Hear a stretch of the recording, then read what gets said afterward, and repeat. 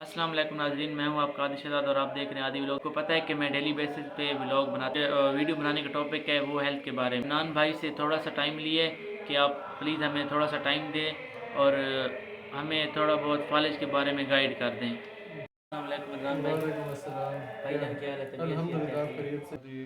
बहुत शुक्रिया, एक तो आज आपने मुझे टाइम दिया है और इस अहम टॉपिक पे हम बात कर रहे हैं। बेसिकली हमें समझना होगा कि फालिज है। फालिज बेसिकली इसकी दो किस्में हैं।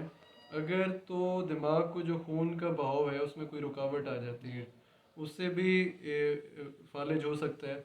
और बाज़ पेशेंट्स हमारे पास आते हैं जिनमें जो खून की नालियाँ हैं उनमें कोई रप्चर हो जाता है, कोई नाली फट जाती है और दिमाग के अंदर ब्लीडिंग हो जाती है। अच्छा। तो उस ब्लीडिंग की वजह से भी मरीज़ को फालिज हो सकता है।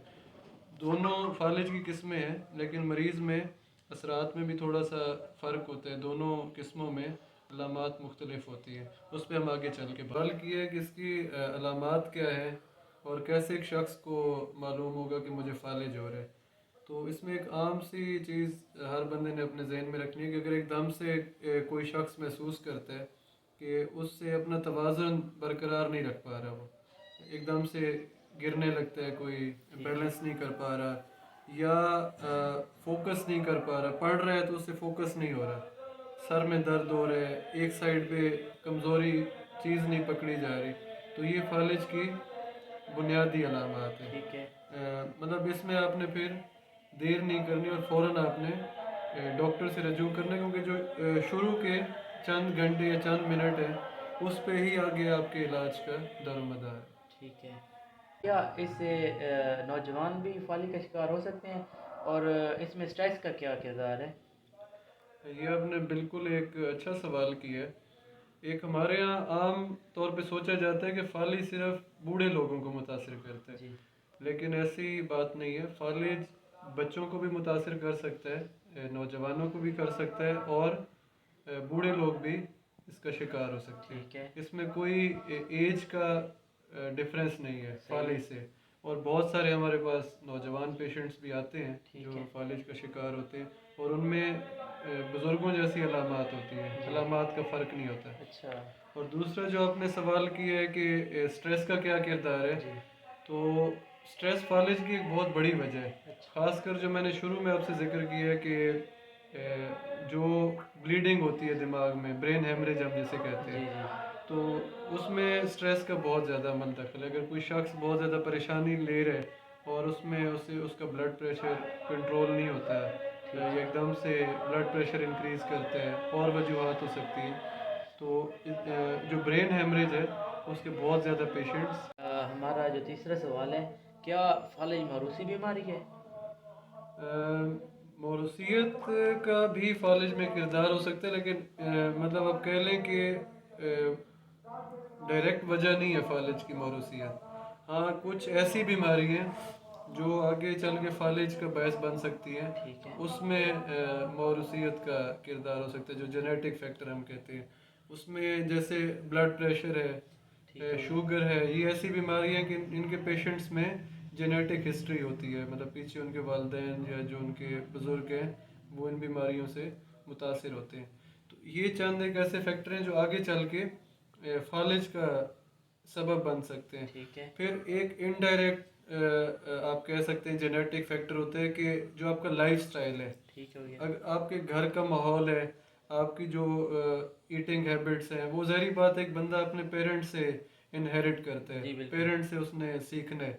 अगर किसी शख्स के वालदेन का रहने का तरीका ठीक नहीं है और एक बच्चा उनको फॉलो कर रहा है आगे और वो वही खाना खा रहे हैं, हो सकता है उसके वालदेन उस खाने से मुतासिर ना हो, लेकिन वो हैबिट्स, वो आदत जो हैं बच्चे को मुतासिर कर सकती हैं। आप गलत खाना खा रहे हैं, फैमिली में आपकी रूटीन चल रही है, आप बहुत ज़्यादा फास्ट फूड इस्तेमाल करते हैं, ठीक तो है। हो सकता है वालदेन मुतासिर ना हो, लेकिन वो आगे चल के बच्चों को मुतासिर करे। तो इसमें जेनेटिक डायरेक्ट फैक्टर भी है कि कोई बीमारी ऐसी हो सकती है जो फालिज पैदा करती है, या आप कह सकते हैं कि दूसरे तरीके में जो घर का माहौल है वो भी फालिज का सबब बन सकता है। ठीक। शहजान भाई, अगर किसी के जिस्म में कड़ाव पैदा हो जाता है तो उसको कैसे काम कर सकते हैं हम? देखिए, अब जैसे मैंने अभी पिछले सवाल में भी आपको बताया है जी कि रीहैब, तो रीहैब बेसिकली है कि आप एक एक्सरसाइज होती है मरीज़ की, फिर कुछ मशीनें हम इस्तेमाल करते हैं मरीज़ को सेहतयाब करने के लिए। अगर तो एक मरीज़ घर में भी वर्जिश कर रहा है, अगर उसका जिस्म हरकत नहीं करता तो घर वाले उसको वही हरकत मसनूई तरीके से कराते हैं, कोई दूसरा शख्स उसको वर्जिश करा रहा है, ठीक है उससे एक तो अकड़ाव पैदा नहीं होगा। जी अगर किसी में अकड़ाव पैदा हो गया तो फिर उसको ऐसी मशीनें भी हैं या घर में भी आप, अब जैसे मैं अपने इलाके के लिए हर वक्त अवेलेबल हूँ, किसी को इस तरह का मसला है जी तो फ्री ऑफ कॉस्ट उसको मैं गाइड कर सकता हूँ, तो उससे भी मरीज़ सिर्फ वर्जिश से भी ठीक हो सकते हैं। मैंने अक्सर देखा है कि जो लोग फालिज की मर्ज में मुब्तला होते हैं तो उनके जिस्म में कड़ाव पैदा हो जाता है। क्या ये बीमारी की वजह है या कोई और वजह है? असल में इसमें बीमारी की वजह से भी अकड़ाव हो सकता है। अगर तो कोई ऐसा मरीज़ है जिसके दिमाग में नस फट गई है, ब्रेन हेमरेज हुए, जी लेकिन ज़्यादातर जो हमारे पास पेशेंट्स आते हैं फालिज के, जी उनमें मतलब ऐसी अलामात होती हैं कि आप कोई गलती कर रहे होते हैं। ठीक है जैसे एक आम कॉन्सेप्ट है कि मालिश के साथ फालिज के मरीज़ ठीक हो जाते ठीक हैं। है उससे भी अगर कोई पेशेंट मालिश कर रहे हैं तो उसमें जिस्म में कड़ाव आ जाता है, ठीक है और वो एक अलग मतलब एक आप ऐसी गलती कर रहे हैं जिसमें मरीज़ ठीक होने की बजाय मरीज़ मसाइल की तरफ जा रहे हैं। ठीक तो ये है दोनों वजूहत हो सकती हैं। ठीक है सही है अदनान भाई। अच्छा एक और बात कि क्या फालिज का जो मरीज़ है वो मुकम्मल सेहतयाब हो सकता है या नहीं हो सकता? बिल्कुल ऐसे मरीज़ मैंने खुद भी देखे हैं कि जो मुकम्मल सेहतयाब हो जाते हैं, नहीं तो काफ़ी पेशेंट्स ऐसे हैं जो इस काबिल हो जाते हैं कि अपने रोज़मर्रा के काम खुद कर लें, लेकिन उनमें एक तो इलाज में आपके पास गलती की गुंजाइश नहीं है। ठीक जैसे है मैंने बताया कि आप ये जो मालिश का कॉन्सेप्ट है एक बुनियादी गलती है। जी इस तरह फर्स्ट एड बहुत मैटर करती है कि ठीक आप है जैसे अलामात मैंने बताई हैं, ऐसा मरीज़ कितनी देर तक हॉस्पिटल पहुँचे, उसे फ़र्स्ट एड मिली या नहीं मिली, ठीक वो है भी आगे चल के तय करता है कि मरीज़ मुकम्मल ठीक होगा या नहीं होगा।